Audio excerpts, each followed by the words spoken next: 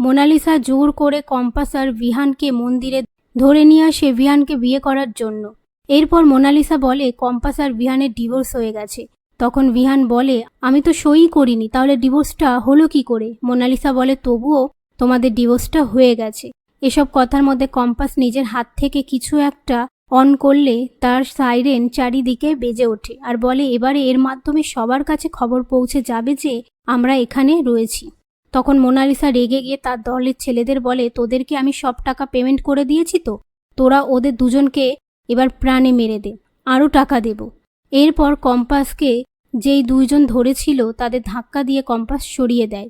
সেই মুহূর্তে প্রান্তিক এসে সবাইকে মারধর করে আর প্রান্তিকের দলের ছেলেরা তাদের সবাইকে দড়ি বেঁধে নিয়ে যায়।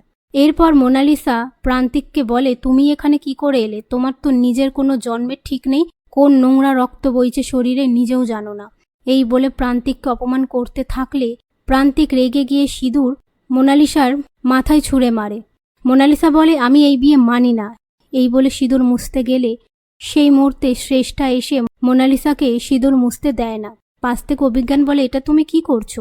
শ্রেষ্ঠা বলে আমি মোনার কোনো ক্ষতি হতে দেব না, আমি এই বিয়ে মানি। অভিজ্ঞান বলে আমার নাতনিকে বিয়ে করার কোনো অধিকার আছে? ওর কোনো যোগ্যতা নেই। কথায় কথায় ঋতুজা অভিজ্ঞানকে বলে হয়তো ওর আপনার মতন স্ট্যাটাস নেই, কিন্তু মোনালিসাকে ও খুব ভালো রাখবে। আপনার হাত থেকে বাঁচাতে ভগবান নিশ্চয়ই ইঙ্গিত দিয়েছে, এর জন্য এরকম একটা ঘটনা ঘটেছে। তার মধ্যে প্রান্তিক বলে আমি ওনাকে সঠিক পথে নিয়ে যেতে পারবো, কথা দিচ্ছি। এ কথা শুনে অভিজ্ঞান রেগে গিয়ে প্রান্তিককে কথা শোনায়। সেই সময় অখিলেশ বলে আজ মোনালিসা যে কাজ করেছে সেটা একদম ঠিক করেনি, আর আপনি মাথা গরম করবেন না, আমরা এক জায়গায় বসে ঠান্ডা মাথায় সবটা আলোচনা করব।